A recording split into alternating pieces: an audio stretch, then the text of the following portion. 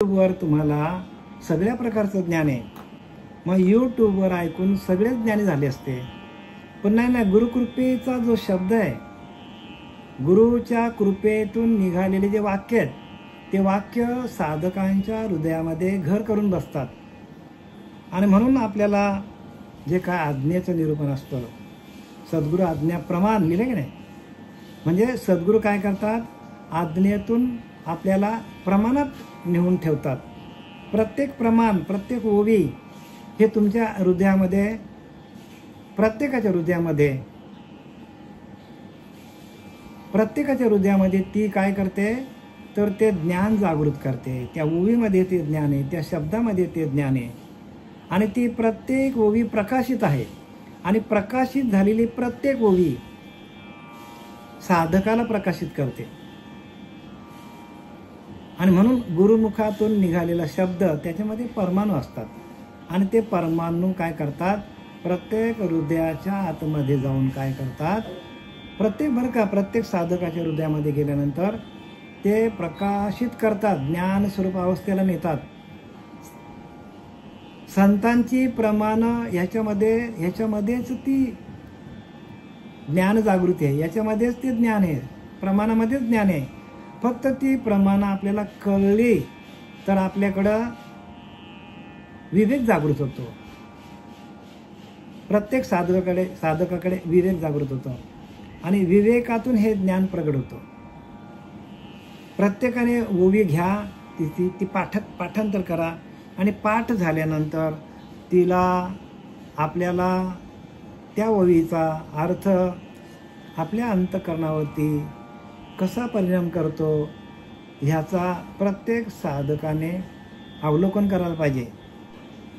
ओवीचा आपल्या प्रत्येक साधकाच्या अंतःकरणावर परिणाम करते बरं का.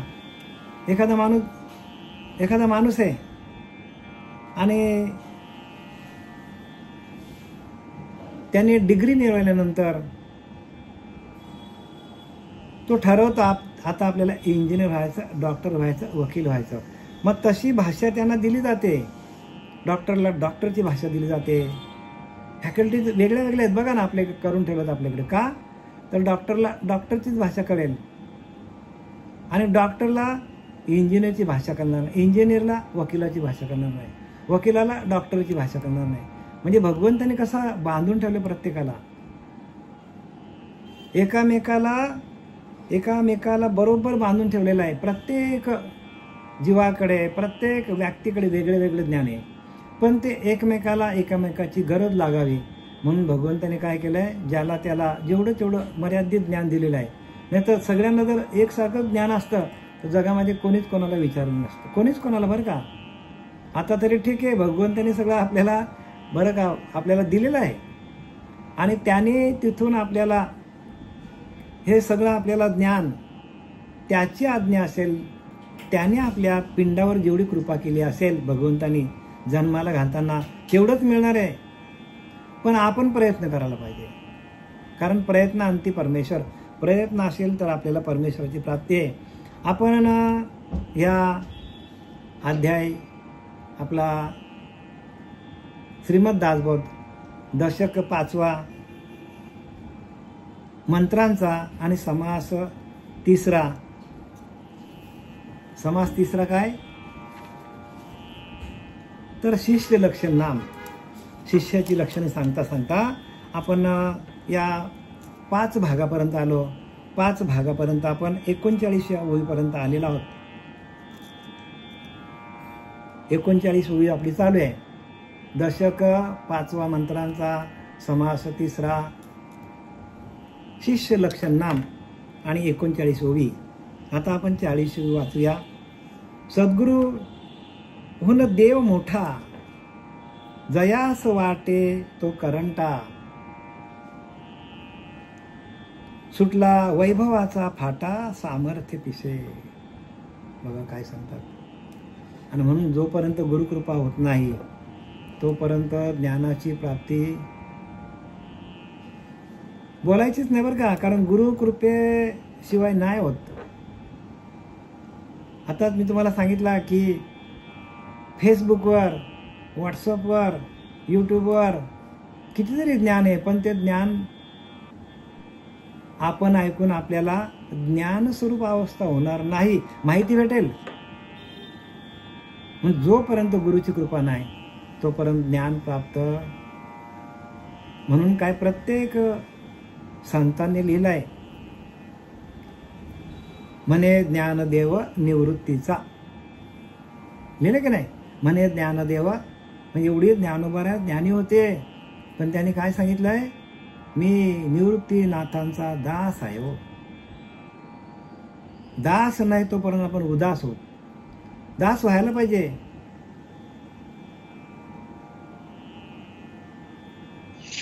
दशक कितवा आहे? दशक 5वा आहे मंत्रांचा, आणि समास 3रा आहे शिष्य लक्षण नाम.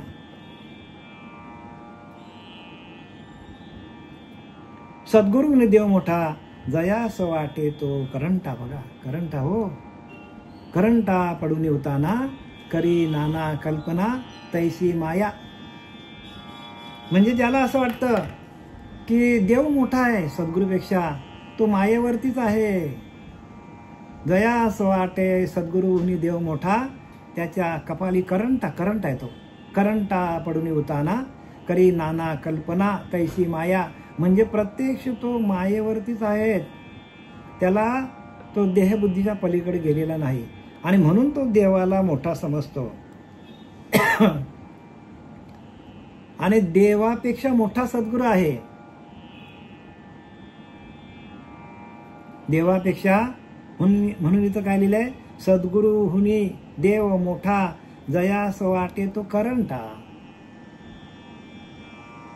आणि सुटला वैभवाचा फाटा सामर्थ्य पिसे. का असं वाटतं त्याला देव मोठा आहे सद्गुरून? कारण त्याच्याकडे वैभव आहे. हो, म्हणजे लौकिकातलं वैभव आहे. वैभव कोणतं आहे त्याच्याकडं? लौकिकातलं वैभव, प्रपंचातलं वैभव आहे. धनाढ्य लोकांना वाटतं की देव मोठा आहे, पण जे लोक ज्यांनी अनुग्रह घेतलेला आहे, ज्यांनी जे दास झालेले आहेत, त्यांना देवापेक्षा सद्गुरू मोठाच वाटतो. कारण प्रत्यक्ष देव आपल्याशी बोलत नाही. मग बोलणारा कोण आहे? बोलणारा सद्गुरू आहे. आणि आपल्याला अशी प्रमाण दिलं तुकोबारांनी. तुका म्हणे, तुकाराम महाराज सांगतात की नाही, की तुका म्हणे किल्ली दिली संता हाती. तुका म्हणे किल्ली दिली संता हाते दिली. तुका म्हणे किल्ली संता हाते दिली. संतांच्या हातामध्ये सगळं आहे. ज्ञान स्वरूपावस्थेला जाणं. मला सांगा, असा कोणता संत घडलाय सद्गुरूशिवाय? जोपर्यंत श्रीगुरु ज्ञान वाटत नाही, जोपर्यंत श्रीगुरु आपल्याला नाम देत नाही, तोपर्यंत हे ज्ञान कसं प्राप्त होईल? आणि ज्याला हे प्राप्त झालेलं नाही, ज्यांना याची भनक लागलेली नाही, ज्यांना ह्या हरिनामाचा स्पर्श झालेला नाही, त्यांना असं वाटतं ऐकल्यावर की महाराज आमची निंदा करतात. निंदा नाही महाराज, ही वस्तुस्थिती आहे, समजून घ्या. आम्ही कोणाची निंदा करत नाही. निंदेचा प्रश्न तिथे येत नाही. उलट जे काय इथून सांगितलं जातं ते तुम्ही घ्या, कारण हिताकारणे बोलणे सत्य आहे. हित तुमचा पाहिजे, हितासाठी आम्ही बोलतो. आणि ते हित आपल्या लक्षात येत नाही. आणि ह्याच्यामुळे 4-5 वर्ष झाली लोक मुंबलत फिरले. तो बरेचसे साधक असे आहेत की त्यांना हे कळत नाही. का? कारण त्यांना असं वाटतं की आम्ही जे काय सांगतो, आम्ही इथनं जे काय सांगतो ते त्यांना पचनी पडत नाही. का? ती त्यांची तेवढी कॅपॅसिटी नाही, त्यांच्याकडे तेवढा हरिनामाचा साठा नाही, त्यांच्याकडे तेवढी शिल्लक नाही, त्यांच्याकडे पुण्याही नाही, म्हणून तसं वाटतं त्यांना.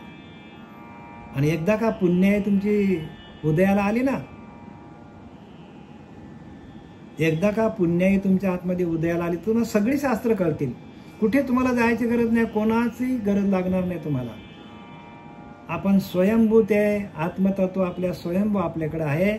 आणि ते एकदा प्रगट झालं तर सगळ्या ग्रंथांचा अर्थ तुम्हाला कळेल आणि मग तुमची स्थिती कशी होईल ते तुम्ही तुमचा विचार करावा. म्हणून सद्गुरू देव मोठा जयास वाटे तो करंटा आणि सुटला वैभवाचा फाटा सामर्थ्य पिसे. सुटला वैभवाचा फाटा सामर्थ्य पिसे.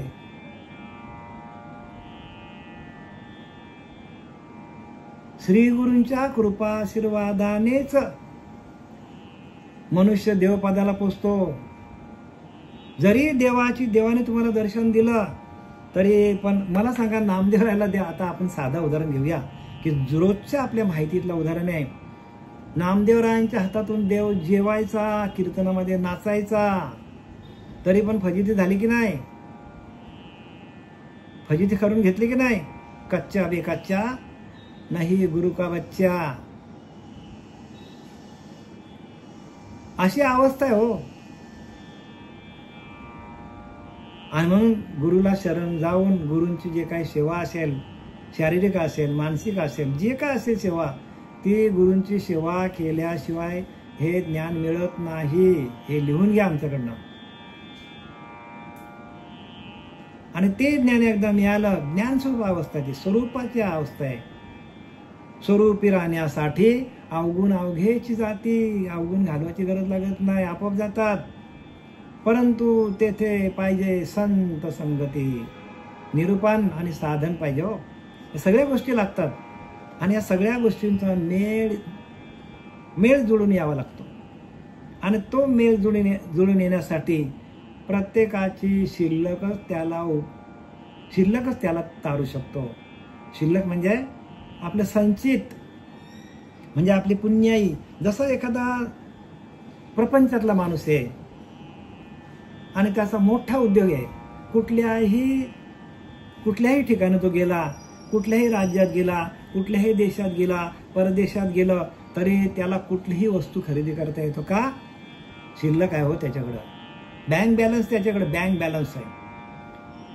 बँक बॅलन्स मला तो कुठल्याही राज्यात, कुठल्याही देशात, इंटरनॅशनल लेवलला जाऊन तो कुठलीही वस्तू खरेदी शकतो, कुठलीही प्रॉपर्टी खरेदी करू शकतो का? बँक बॅलन्स आहे.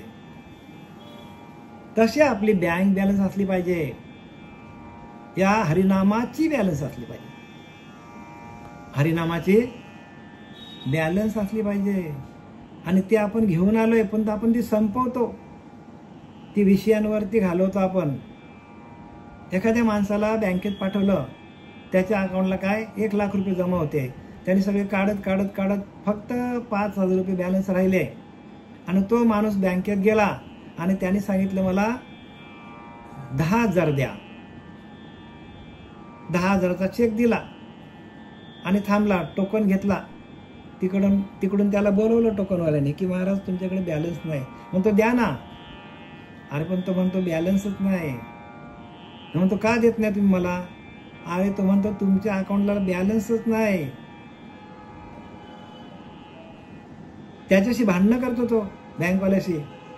मग तिकडनं तो गेटकीपर येतो दंडा घेऊन, त्याला मारत बाजूला काढतो, बाहेर काढतो. तशी आपली अवस्था आहे. आपली शिल्लक संपण्याच्या आधी आपल्याला भगवंताच्या स्वरूपाशी एकरूप व्हावं लागेल. जर आपली शिल्लक संपली तर त्या बँकेतल्या माणसाने दंडा दाखवून त्याला बाहेर काढलं,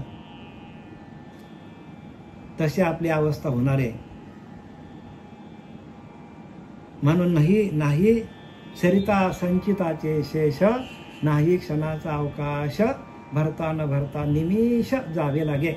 एक क्षण पण आपल्याला थांबता येणार नाही. आपली जर शिल्लक संपली, पुण्याई संपली, तर आपल्याला इथे थांबता येत नाही. जसं त्या बँकेतल्या त्या खातेधारकाला त्या बँकेच्या लोकांनी हाकलून बाहेर काढलं, तसं आपल्याला या मृत्यूलोकामध्ये आपण घेऊन आलेली शिल्लक आहेत, ती शिल्लक आपली विषयांवर आपण घालवली देहाची, ती शिल्लक आपण काम, क्रोध, लोभ, मद, मत्सर, दंभ, संशय, चिंता याच्यामध्ये आपण घालवली ना, आपली शिल्लक पूर्ण संपली, तर आपल्याला इथे एक क्षण पण उभं राहता येणार नाही. ताबडतोब सरिता संचिताचे शेष, नाही क्षणाचा अवकाश, भरता न भरता निमिष जावा लागेल.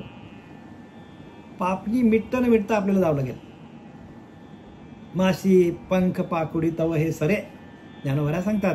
माशी जशी एकदा पंख उघड झाप करतो तेवढ्या अवधीत आपल्याला जावं लागतं. म्हणजे याची शिल्लक आहे ना, त्याने 5व्या माळ्यावर उडी टाकली तरी 5व्या माळ्यावरनं उडी टाकली तरी त्याला काय होत नाही. का? अहो शिल्लक आहे. प्रत्येकाच्या शिल्कीचा प्रश्न आहे बरं का.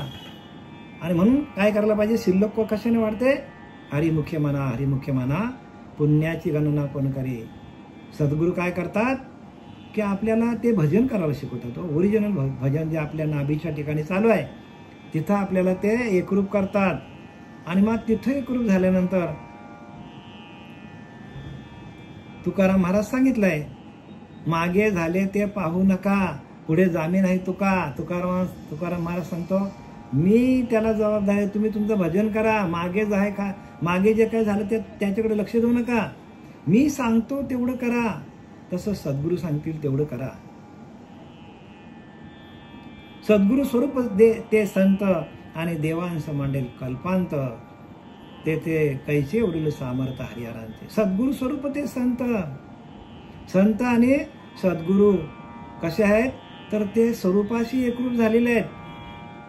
आणि देवांस मांडेल कल्पांत काय सांगतात तिथे, सद्गुरूचे खरे स्वरूप कायम टिकणारे आहे. बघा आपलं स्वरूप आहे ना ते कायम टिकणारे आहे. म्हणून प्रत्येकाला स्वरूप साक्षात्कार व्हायला पाहिजे. स्वरूप साक्षात्कार आणि देवाचं साक्षात्कार याच्यामध्ये भरपूर फरक आहे. स्वरूप साक्षात्कार उच्च लेवलचा आहे. स्वरूप साक्षात्कार तुम्हाला भगवंतापर्यंत पोहोचवतो. कारण भगवंत कसा आहे, व्यापक आहे. आपण ज्याला मंदिरात समजतो ना तो भगवंत व्यापक भरलेला आहे. आणि त्या व्यापकतेला जाणं म्हणजे स्वरूप साक्षात्कार. स्वरूपाचं दर्शन म्हणजे काय, व्यापक आपणच व्यापक होतो. आपला रोम रोम भजन करतो आणि रोम रोम भजन केल्यानंतर आपल्या अंतःकरणाची जी अवस्था होते त्या अंतःकरणाच्या अवस्था जी आहे ती आपल्याला आपल्या स्वस्वरूपापर्यंत घेऊन जातो.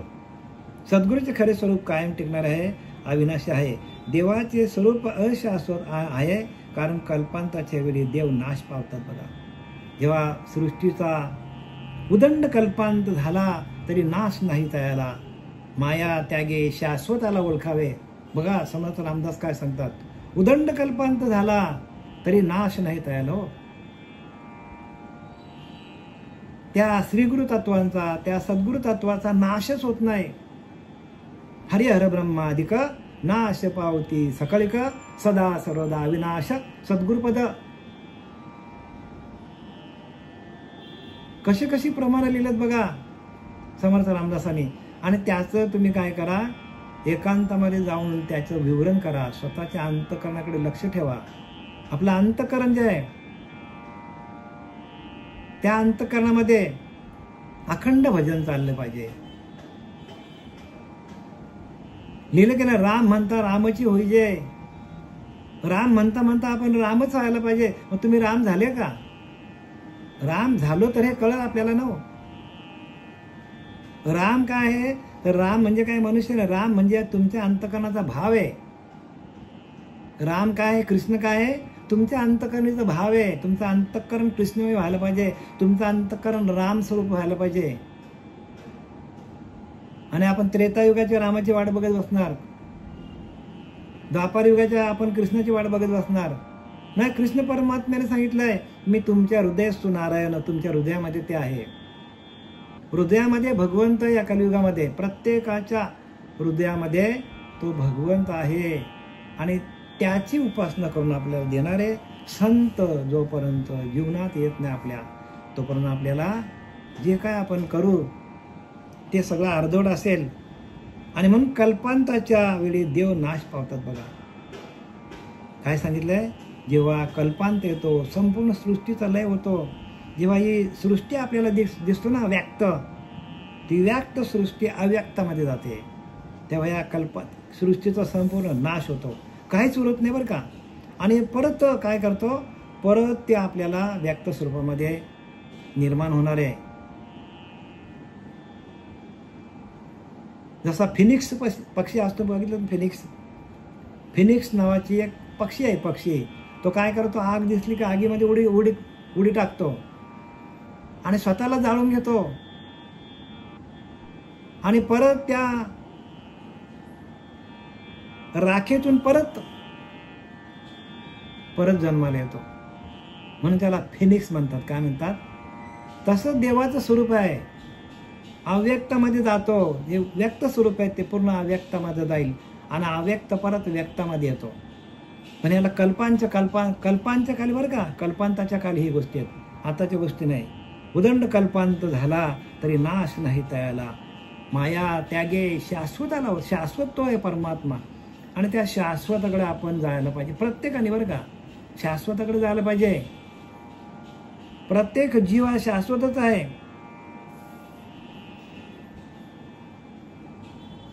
मग त्या समयी हरिहरांचे सामर्थ्य सुद्धा उरत नाही बघा. कल्पांताच्या खाली देव पण नाश पावतात सांगितले ते समर्थ रामदास सांगतात. सद्गुरु स्वरूप ते संत आणि देवांचं मांडेल कल्पांत, देवांचा पण नाश होणार म्हणतो. विचार करा याच्यावर, एकांतामध्ये जा, विचार करा काय लिहिले समर्थांनी. ते कैसा उरेल सामर्थ्य हरिहरांचे. म्हणून हरिहर ब्रह्माधिक नाश पावती सकाळी का सदा सर्वदा अविनाश सद्गुरुपद. आणि ते सद्गुरुपद आहे की ज्याचा कधीच नाश होत नाही. आपण आता 8व्या अध्यायामध्ये वाचले की नाही, 8व्या अध्यायामध्ये काय वाचलं आपण की ब्रह्माक्षर निर्देश योग, म्हणजे ज्याचा कधीही नाश होणार नाही ते ब्रह्म आहे. अक्षर ब्रह्म, अक्षर म्हणजे ज्याचा कधीही क्षर होत नाही असं ते ब्रह्म. आणि ते ब्रह्म कसं आहे ते ज्ञानोबरांनी 8व्या अध्यायामध्ये ज्ञानेश्वरीच्या आपल्याला सर्व काही ओव्यांचं काय दिलेलं आहे, विस्तारित त्यांनी विस्तार केलेला आहे. पण आपल्याला समजण्यासाठी तुका म्हणे अंगी व्हावे ते आपण आपल्याला त्याचा अंगीकार करावा लागेल, तरीच महिमान कळो येईल, तरच आपल्याला ते कळेल. स्वतः आपण तसं व्हावं लागेल. जसे गाडीला कसे गिअर असतात की नाही, गाडी कोणाला, मला एक सांगा, गाडी लगेच चालवता येतो का माणसाला? गाडीला 5 गिअर आहेत, लगेच चालवता येतो का माणसाला? पण हळूहळू कोणाला ठोकेल काय, असा धक्का बसेल काय, त्याला बंद काय पडेल गाडी, ब्रेक काय मारेल माणूस, एक्सेलेटर काय एक्स्ट्रा देईल. पण जर त्याने ती रोज हातात घेतली तर मग मोठ्या मोठ्या टूर मारतो तो, संपूर्ण भारतभर लोकांना फिरवतो आणि धंदा पण करतो. तो टुरिस्टचा धंदा करतो. स्वतः ड्रायव्हर म्हणून काय करतो, सगळ्या लोकांना घेऊन जातो. तसं आपली गाडी पण 5 गिअरचीच आहे. स्थूल आहे, सूक्ष्म आहे, कारण महाकारण आहे, ज्ञान काय बोलले. आपल्याला गिअर टाकता यायला पाहिजे. जर आपल्याला गिअर टाकता आले नाही तर गाडी चालेल कशी? जर आपली लौकिकातली गाडी 2-2 करोडच्या 3-3 करोडच्या गाड्या आहेत, पण सगळ्या गाड्यांना गिअर एकसारखंच आहे, 5च गिअर आहेत. तसं आपल्या प्रत्येक जीवाला 5च गिअर आहेत. ह्या गाडीला पण, या द्वैतातल्या गाडीला पण, आपल्याला दिसतो देह ना, या देहरूपी गाडीला पण 5च गिअर आहेत. पण ते गिअर टाकता यायला पाहिजे आपल्याला. जर गाडी आपल्याला चालवता आली, आपण कुठंही सगळे तीर्थ फिरून येतो, अख्खा भारत आपण भ्रमण करून येतो गाडीतून. तसं आपल्याला आपल्या गाडीचे गिअर टाकता आले तर आपल्याला त्या इहलोकातून परलोकापर्यंत जाण्याचा मार्ग आपल्याला सुलभ होतो. म्हणजे इहलोक साधण्यासाठी जाणत्याची संगत धरणे, जाणता पाहिजे हो. परलोक साधण्यासाठी सद्गुरू पाहिजे. परलोकाची यात्रा करायची असेल श्री गुरु आपल्या जीवनात यायला पाहिजे. म्हणून सद्गुरु सामर्थ्य अधिक, म्हणजे इथं लिहिलंय की देवांचं मांडेल कल्पांत, देवाचा पण कल्पांताच्या वेळी नाश आहे असं समर्थ रामदास सांगतात बरं का.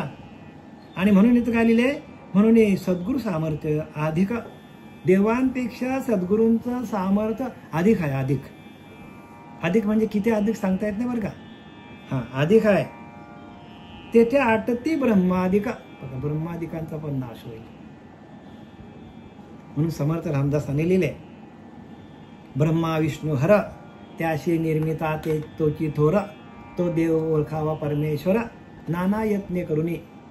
बघा कसा लिहिले, बघा समर्थाने दासबोध कसा लिहिलाय.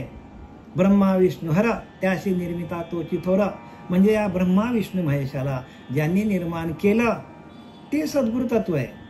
त्याशी निर्मिता तेची थोर, तो देव ओळखावा परमेश्वर, तो परमेश्वर आहे. हो, नाना यत्ने करून अनेक प्रकारचे यत्न करा, अनेक प्रकारचे प्रयत्न करा. जीव तुमचा ना पणाला लावा आपला, पण त्या देवापर्यंत पोहोचा.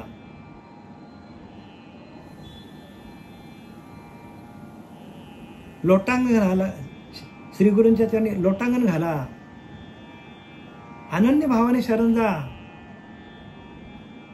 ब्रह्मा विष्णू हर त्याशी निर्मिता तोची थोर, म्हणजे ज्यांना ब्रह्मा विष्णू महेशांना ज्यांनी निर्माण केले तो ओळखावा देव नाना प्रयत्न करून. तो देव ओळखायला पाहिजे, अनेक प्रकारचे प्रयत्न करा. तो देव ठाई पडेना तरी जन्म यातना चुकेना. समर्थ रामदास सांगतात बरं का, तो देव, ते सद्गुरुपद, ते सद्गुरु तत्व जोपर्यंत आपल्या हातात येत नाही तोपर्यंत जन्म मरणाचा फेरा चुकवता येणार नाही, असं समर्थ रामदासाने दासपदामध्ये लिहिलं आहे. तो देव ठाई पडेना तरी जन्म यातना चुकेना. सत्वार खानी सत्वार जीवनाना होणे लागे. अंडच स्वेदच जारद उद्भिद या चारही खाणींमध्ये परत जन्माला यावं लागेल सांगतात. आणि एका येऊन कोटी कोटी फेरा, मग केव्हा लागेल मनुष्य देहाचा वारा. हा पुढे न परत नाही. मग उपाय शेवटीला जाता जाता उपायही सांगितलं बरं का. त्या श्रीगुरुपदाला कसं जायचं समर्थ रामदास सांगतात, तो देव ठाई पडेना तरी जन्म यातना चुकेना. सत्वार खानी सत्वार जीवनाना होणे लागे. मग आता उपाय सांगितलं. उपाय काय, उपाय काय सांगतात बघा, ऐका आता व्यवस्थित. जडाचे मूळ ते चंचल, चंचलाचे मूळ ते निश्चल, आणि निश्चल अशी नाही मूळ बरे पहा. बघा आपल्याला निश्चल व्हायला सांगितलंय. जी चंचल वृत्ती आहे ना ती श्री गुरु कृपेने आपल्याला अभ्यास करता करता निश्चल ध्रुव पदाला जातो आपण, स्थिर होतो आपण.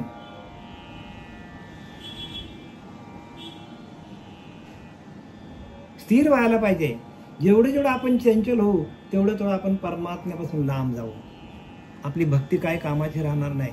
त्या आत्मस्वरूपाशी, त्या श्री गुरु तत्वाशी जेवढं आपण समीप जाऊ, जेवढं त्याच्याशी एकरूप होऊ, जेवढं त्याचं भजन करू, तेवढं आपली सुटका आहे. आणि हा भजन जर जमला नाही तर समर्थ रामदासांनी लिहिलाय की नाही, काय लिहिलाय, हे ब्रह्मा विष्णू हर त्याशी निर्मिता तोची थोर, तो देव ओळखावा परमेश्वर नाना यत्ने करूनी, तो देव ठाई पडेना तरी जन्म यातना चुकेना. जन्म मरणाची यातना चुकणार नाही सांगतात. सत्वार कानी सत्वार जीवनाना होणं लागे, चारी खाणीनं जावं लागेल. मग आपल्याला काय सांगितलंय, स्थिर व्हा, निश्चल व्हा, ठाईच बैसुनी करा एकचित्त, आवडी अनंत. एका जागेवर बसा आणि एका जागेवरच आपल्याला सुटका आहे, लांब जायची गरज नाहीये. म्हणून सद्गुरु सामर्थ्य अधिक जेथे आटती ब्रह्माधिक, अल्पबुद्धिमान विरंक तयाशी कळेना. काय लिहिलंय की ब्रह्मादी देव नाहीसे झाले तरी सद्गुरु जसेच्या तसे टिकतात. मग सद्गुरु काय, सद्गुरु हे तत्व आहे. आता इथं आलं की नाही, श्रीगुरु काय आहे, श्रीगुरु हे तत्व आहे. आणि जे ते तत्व ज्या श्रीगुरूंकडे आहे तो आपला खरा सद्गुरु. म्हणून सर्व देवाहून सद्गुरूंचे सामर्थ्य अधिक असते. शुद्र बुद्धीच्या मानवाला ही गोष्ट कळत नाही. ज्याची बुद्धी शुद्र आहे, शुद्र म्हणजे जी अनेक विषयांमध्ये अडकलेली आहे, जी प्रपंचामध्ये अडकलेली आहे, जी गुणांमध्ये अडकली आहे, जी अहंकारामध्ये अडकलेली आहे, जी स्वतःला शहाणी समजते, अशी जर आपली जड बुद्धी असेल त्यांना हे कळणार नाही. बरेचसे लोक जरा जरी आला तरी स्वतःला काहीतरी समजतात होते आणि त्याच्यामुळे ते मागे पडतात. कारण ज्यांना असं वाटतं आम्हाला सगळं येतो त्यांना कोण अक्कल शिकवणार सांग मला. कोणी शिकू शकत नाही. मला येतो सगळा, मजा बाबा येतो, तुझं तू बघ. म्हणून नम्र झाले भूता तेने कोंडिले अनंता. नम्र व्हा, हो संतांसमोर नम्र व्हा, श्री गुरूंच्या समोर नम्रता घ्या. जेवढे जेवढे नम्र होणार आपण, मला सांगा, एवढे मोठे संत होऊन गेले, तुकोबराया, ज्ञानोबराया, जनाबाई, मुक्ताबाई, मला सांगा किती नम्रतेने वागले हो, किती नम्रता आहे त्यांच्याकडं. आणि आपल्याकडे ती नसेल तर आपल्याला ज्ञान होईल का?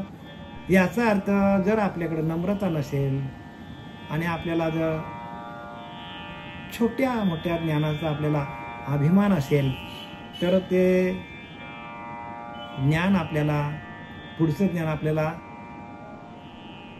मिळणार नाही. आणि मिळालं तरी ते घेता येणार नाही.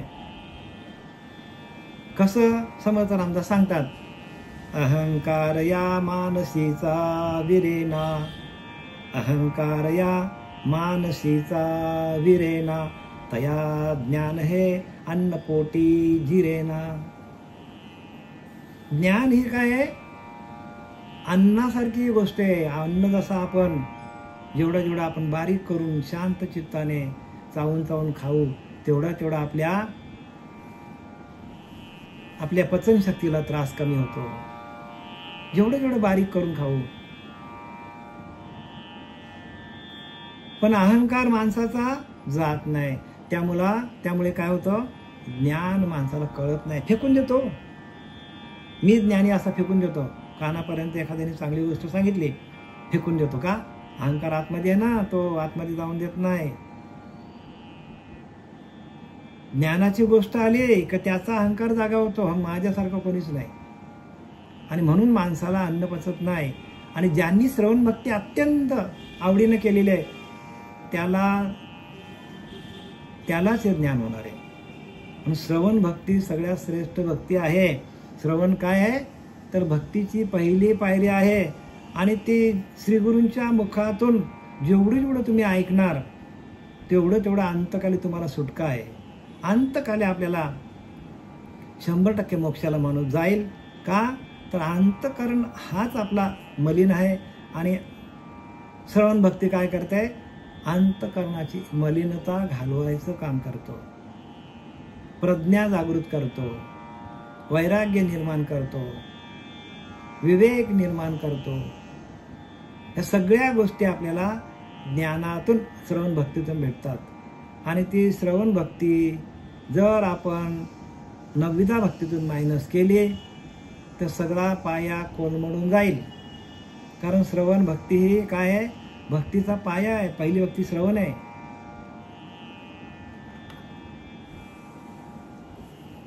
म्हणून सद्गुरु सामर्थ्य अधिक जेथे आठती ब्रह्माधिक, अल्पबुद्धी मानवी रंक तयाशी हे कळेल. अल्पबुद्धी मानवी रंक, ज्यांच्याकडे अल्पबुद्धी आहे, ज्यांच्याकडं ह्या परमार्थाचा विचार नाही, ते रंक आहेत. रंक म्हणजे भिकारी हो. त्या अल्पबुद्धीचे मानवी रंक तयाशी हे कळेल, ते भिकारी आहेत. कारण ते भिकारी कसले आहेत की ज्यांच्याकडे ज्ञान नाही, ते सगळे भीक मागत फिरतात. भिकारी काय करतो मला सांगा? त्याच्याकडे पैसा नाही, अडका नाही, काय नाही, धन नाही, धान्य नाही, राहायला घर नाही,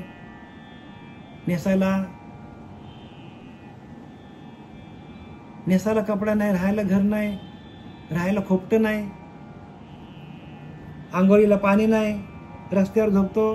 त्याला भिकारी म्हणतात. काय म्हणतात त्याला? भिकारी म्हणतात. द्वैतातला भिकारी.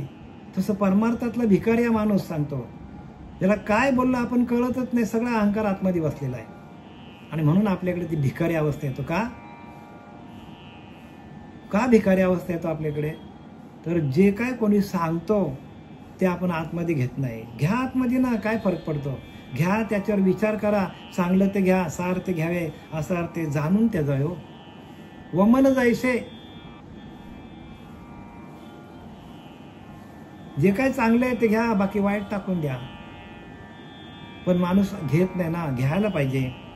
अल्पबुद्धी मानवी रंक तयाशी हे कळे ना. कारण अल्पबुद्धी आपल्याकडे, ज्याच्याकडे बुद्धी व्यापक नाही ना, व्यापकता नाही ना त्याच्याकडे. आणि व्यापकता येण्यासाठी, बुद्धी आपल्याला विस्तारित करण्यासाठी आपल्याला त्या भगवंताच्या भजनावर आपल्याला जीव लावता यायला पाहिजे, भजनावर प्रेम करता यायला पाहिजे. भजनावर प्रेम करा, माझं भजनच मला तारेल. भजन म्हणजे काय? नामस्मरण जे आपल्या आतमध्ये चालू आहे, नाभीच्या ठिकाणी जी उपासना चालू आहे ते आपल्याला जमली पाहिजे. घडी घडी आम्ही जोर तिथेच लावतो का? खरं आहे ते अनुभव सिद्ध ज्ञान आहे. अनुभवातून हे सगळं होतं. अनुभव आम्ही तर कुठलेच ग्रंथ वाचले नव्हते बरं का.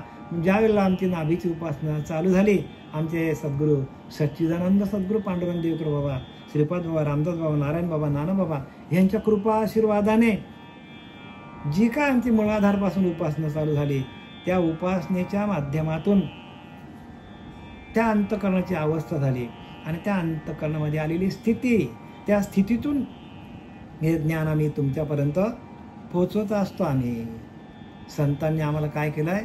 आम्हाला निरोप घेऊन पाठवलं आहे. तुका म्हणे आम्हा धारिले निरोपा, मार्ग हा सोपा. हां, सुखरूप मार्ग आहे. सुखरूप एकदम सुखाचा मार्ग आहे. पण आपण सुखाचा दुःखात का टाकतो? आपण आपल्याकडं काय अहंकार आहे, आपल्याकडं अल्पबुद्धी आहे.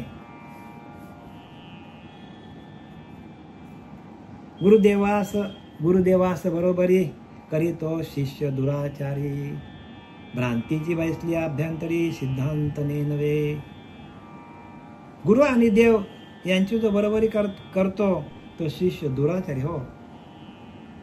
काय सांगितलंय? गुरु देवास बराबरी. गुरु आणि देव ज्याला वाटतं गुरु आणि देव सारखेच आहेत, तो शिष्य दुराचारी. म्हणजे त्या शिष्याचे आचार चांगले नाहीत, त्या शिष्याचे विचार चांगले नाहीत बरं का. आणि त्याच्या मनात खोट्या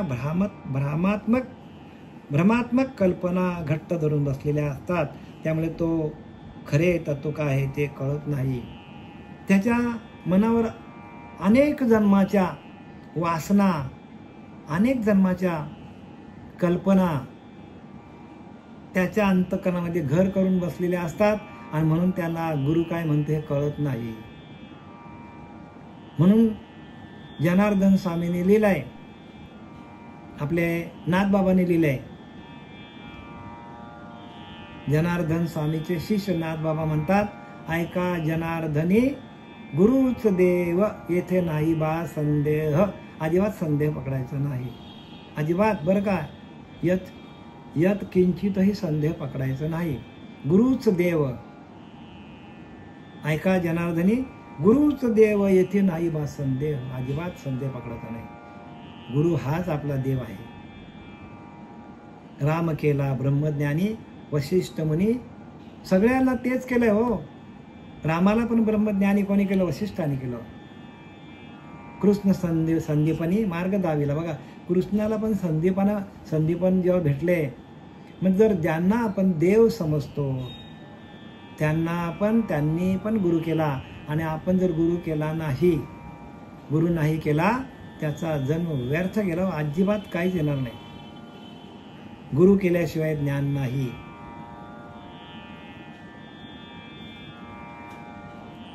गुरुदेवा असं बराबरी करीतो शिष्य दुराचारी. म्हणजे त्याच्याकडं अनेक प्रकारच्या वासना आहेत. जो गुरुला कमी समजतो आणि देवाला मोठा समजतो, म्हणजे गुरुची बरोबरी देवाबरोबर करते, नाही होत. इथं तेच सांगतात, गुरु आणि देव वेगळा आहे. देव प्राप्तीसाठी गुरुच तुम्हाला सहकार्य करेल, पण देवाची कृपा झाली तरच आपल्याला सद्गुरू भेटतो. आणि सद्गुरूंची भेट झाली का गुरुच देवाशी एकरूप करून देतो. डायरेक्ट देवाकडे जाता येत नाही. एखाद्या आपल्याला अधिकाराला भेटायचं झालं, आपल्याला प्रत्यक्ष बरं का, लौकिकामध्ये द्वैतामध्ये आपल्याला एखाद्या कलेक्टरला भेटायचं झाला तर पहिलं आपल्याला त्या पट्टेवाल्याला सांगायला लागतं मला भेटायचं म्हणून. डायरेक्ट भेटता येत नाही. तसं जोपर्यंत हे गुरु हे तत्व संपूर्ण देवाला दाखवण्याचा संपूर्ण अधिकार गुरूंकडे आहे. आणि तो अधिकार त्या गुरूंकडे असल्यामुळे आपल्याला काय करतात, गुरु त्या देवाशी एकरूप करून देतात. म्हणजे जीवाचा लग्न शिवाशी लावून देतात हो. द्वैतात नाही का, वधूवरांचं लग्न लावतात. जोपर्यंत वधूवरांचं लग्न लावत नाही तोपर्यंत ते संसाराला रुजू होऊ शकत नाही. मुलगा मुलीचं लग्न जोपर्यंत लागत नाही आणि गळ्यामध्ये मंगळसूत्र घालत नाही तोपर्यंत ते संसाराला रुजू होत नाही. तसंच सेम तीच अवस्था जशी प्रपंचात आहे की लग्न लावताना तो भटजी काय करतो, दोघा जीवांचा मिलन लावून देतो, लग्न लावून देतो. लग्न म्हणजे काय, लग्न म्हणजे एक चित्त, दोघांचं एकमेकाशी चित्त जोडून देतो.